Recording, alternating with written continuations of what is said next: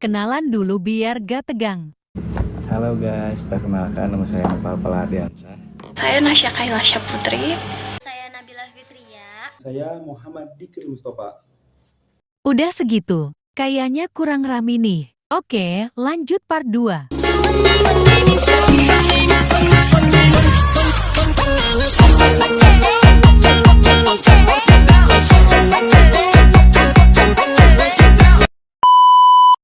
Apa itu aplikasi SP4N Lapor? Aplikasi Lapor merupakan salah satu aplikasi yang diaspirasikan oleh masyarakat, di mana dalam pemanfaatannya aplikasi ini menampung keluhan masyarakat yang nantinya akan disampaikan kepada instansi dan terkait untuk ditindaklanjuti. Dikelola oleh instansi mana?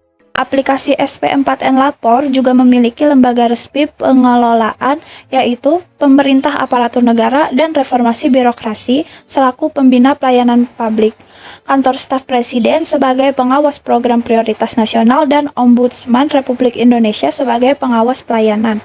Aplikasi Lapor ditetapkan sebagai sistem pengelolaan pengaduan pelayanan publik nasional dalam Peraturan Presiden Nomor 76 Tahun 2013 dan Peraturan Menteri Pendayagunaan Aparatur Negara dan Reformasi Birokrasi Nomor 3 Tahun 2015. Berhubungan sama instansi mana aja sih?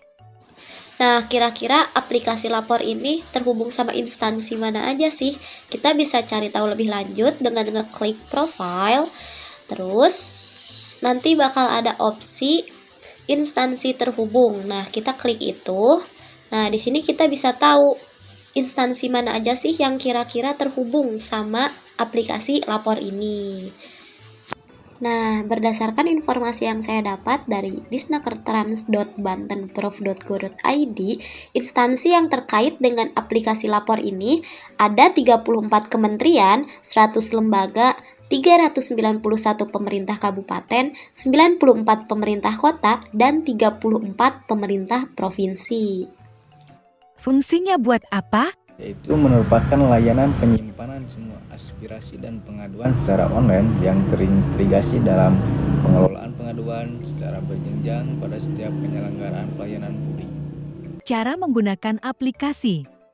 Nah, langkah pertama yang harus kalian lakuin kalau misalkan kalian mau bikin laporan di aplikasi SP4N Lapor ini, yang pertama pasti kalian harus download dulu aplikasinya. Nah, di sini aku udah download aplikasinya yang warna merah ini ya. Lalu kita klik. Nah, kalau udah, karena sebelumnya aku udah pernah daftar, jadi aku langsung ke menu home. Nah, kalau kalian baru download aplikasinya ini, kalian harus daftar dulu nih. Daftarnya itu bisa pakai email, Facebook, ataupun Twitter. Nah, kalau udah di home kayak gini, kalian tinggal klik lapor. Di sini kalian bisa pilih kalian mau bikin pengaduan, aspirasi, atau permintaan informasi. Nah, di sini aku contohin aku bikin sebuah pengaduan ya. Kita klik. Nah, di sini tuh ada kan, tulis dulu nih judul laporan kalian apa. Misalkan di sini aku mau bikin laporan tentang ketusnya pegawai di Dukcapil dan terjadinya pungli misal. Nah, selesai. Setelah itu, kalau misalkan kita lihat lebih lengkap, di sini tuh kita ketik nih isi laporan kalian. Nah, di sini misalkan aku isi laporannya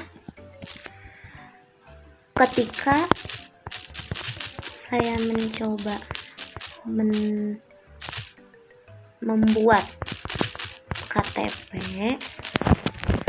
saya mendapatkan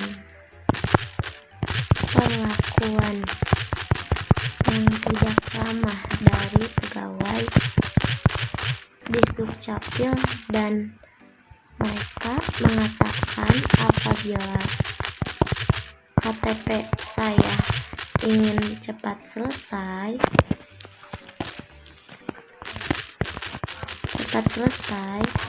maka saya harus membayar lebih.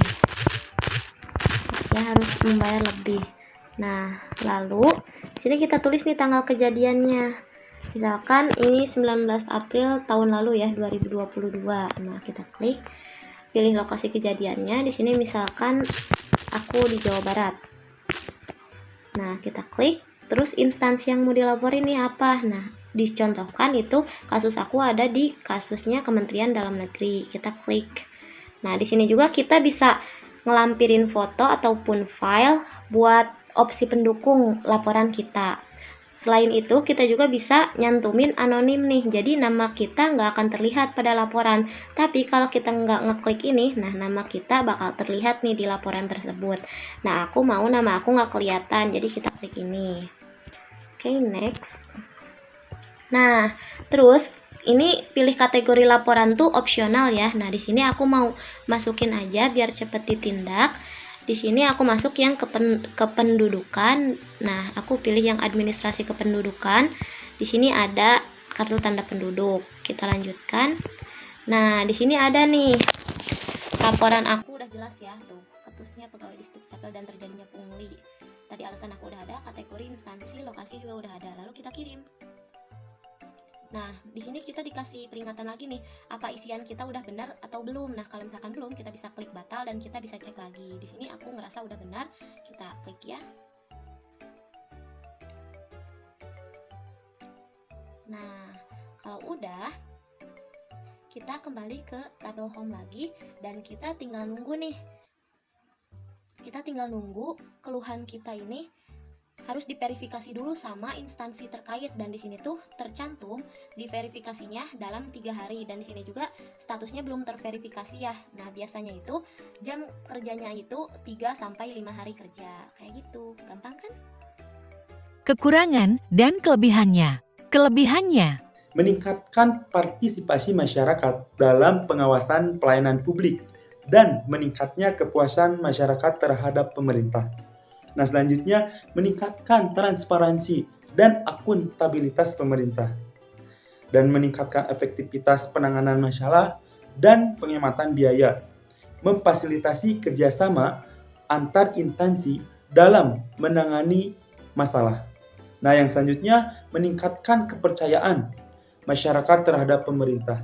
Dengan adanya aplikasi lapor, masyarakat merasa dihargai dan didengar oleh pemerintah, sehingga meningkatkan kepercayaan masyarakat terhadap pemerintah dalam penanganan masalah dan pelayanan publik.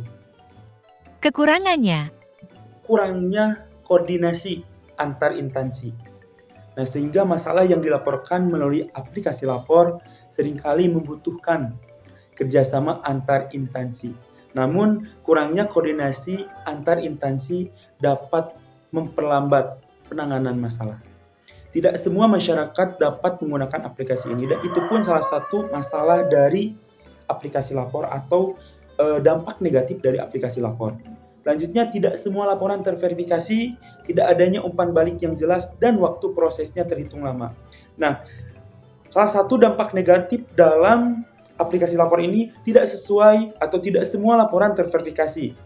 Aplikasi lapor dapat digunakan oleh siapa saja tanpa verifikasi identitas. Hal ini memungkinkan adanya laporan palsu atau hoax yang dapat mengganggu penanganan masalah yang secara efektif. menurut kami, Apabila aplikasi ini digunakan dengan maksimal, ini akan berdampak baik bagi masyarakat ataupun pemerintah. Masyarakat merasa mempunyai wadah untuk menampung aspirasi dan juga keluhan-keluhan mereka terhadap instansi pemerintah, dan pemerintah pun tidak repot untuk mengetahui keluhan-keluhan apa yang dirasakan oleh masyarakat di lapangan. Dan jika kita melihat dari aplikasi tersebut, kurangnya itu masih ada opsi-opsi yang tidak bisa diklik, salah satunya yaitu opsi statistik.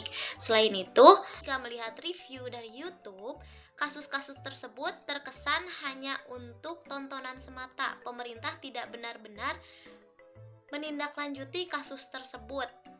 Hingga sangat disayangkan apabila ada platform bagus seperti ini tetapi tidak dimaksimalkan oleh pemerintah. Selain itu, masyarakat pun dapat mendapatkan info-info edukatif mengenai instansi terkait yang berhubungan dengan aplikasi SP4N Lapor ini.